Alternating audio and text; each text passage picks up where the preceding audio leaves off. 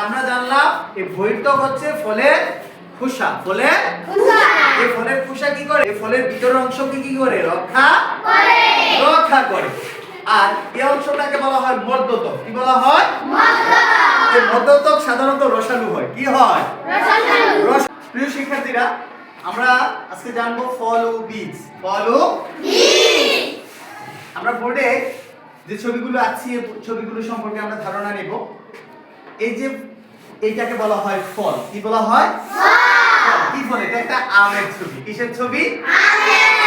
আমের। তার মানে এই আমের এই পুরোটা অংশটাকে বলা হয় ফল। কি বলা হয়? ফল। এই ফলের ভিতরে একটা অংশ থাকে, এটাকে বলা হয় বীজ। কি বলা হয়? বীজ। তোমরা আম খেয়েছো?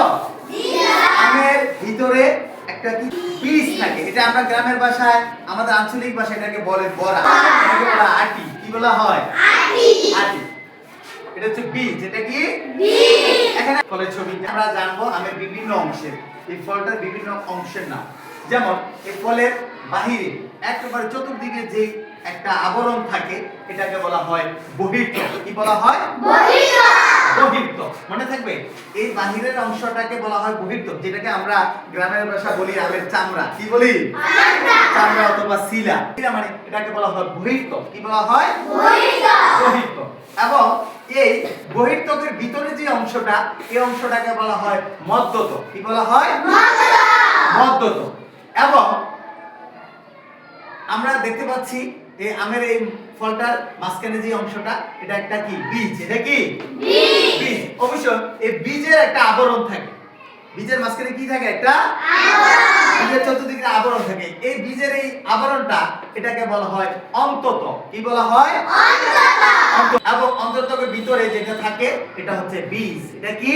বীজ। এটা হচ্ছে বীজ। তো তাহলে আমরা জানলাম এই ফলের এই চতুর্পাশের এই অংশটাকে কি বলা হয়? বহির্ত্বক।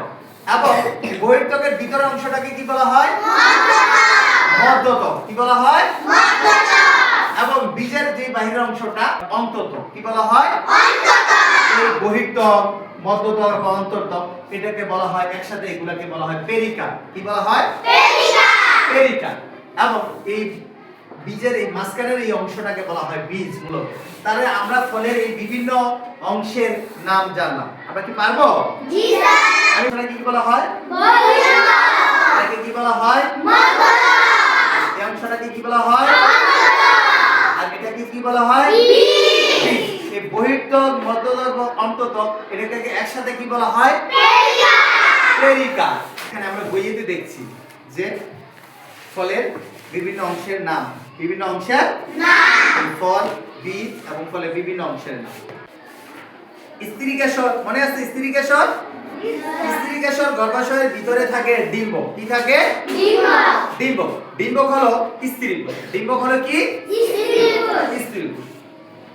পরাগরেণুর পুরুষ কোষ গর্ভাশয়ের ডিম্বকের সাথে মিলিত হয়। এই প্রক্রিয়াকে বলা হয় নিষেক। কি বলা হয়? নিষেক। নিষেকের পর গর্ভাশয়টি ফলে এবং ডিম্বকটি বীজে পরিণত হয়। দেখো, এই যে নিষেকের পর গর্ভাশয় অংশটা হয় ফল এবং ডিম্বকটি হয় বীজ। ডিম্বকটি কি হয়? বীজ। তাহলে ফলের বিভিন্ন অংশগুলো হচ্ছে, একটা হচ্ছে পেরিকার্প, আরেকটা হচ্ছে বীজ। একটা হচ্ছে পেরিকার্প, আরেকটা হচ্ছে বীজ। তার মানে এই অংশটাকে বলা হয় পেরিকার্প আর এই ভিতরের অংশটাকে বলা হয় বীজ। তাহলে এই পেরিকার্পের আবার তিনটা স্তর আছে। পেরিকার্পের কি আছে? একটা স্তরে কি হচ্ছে? বহির্ত্বক, একটা হচ্ছে মধ্যতক, আরেকটা হচ্ছে অন্তর্তক। এই বহির্ত্বক হলো ফলের খোসা। এই বহির্ত্বকটা কি? ফলের খোসা। এই ফলের ভিতরের অংশকে এই খোসাটা কি করে? ফলের ভিতরের অংশটাকে কি রক্ষা করে। তাহলে আমরা জানলাম এই বহির্ত্বক হচ্ছে ফলের খোসা। ফলের খোসা। এই ফলের খোসা কি করে? এই ফলের ভিতরের অংশকে কি করে? রক্ষা করে। আর এই অংশটাকে বলা হয় মধ্যতক। কি বলা হয়? এই মধ্যতক সাধারণত রসালো হয়। কি হয়? রসালো হয়। যেটা আমরা খাই। এটাতে কি থাকে? এতে ভিটামিন এবং খনিজ লবণ থাকে। এই মধ্যতকে কি থাকে? ভিটামিন এবং খনিজ লবণ থাকে। আর অন্ততক, এই অন্ততক দিয়ে কি থাকে? বীজটা ঢাকা থাকে। বীজের উপরের পাতলা একটা আবরণ, এটাকে বলা হয় অন্তর। এই বীজের উপরের যে একটা আবরণ, এটাকে বলা হয় কি? অন্তরতল। তাহলে আমরা ফলের এই বিভিন্ন অংশের নাম জানলাম। আমরা কি পারবো? জি স্যার।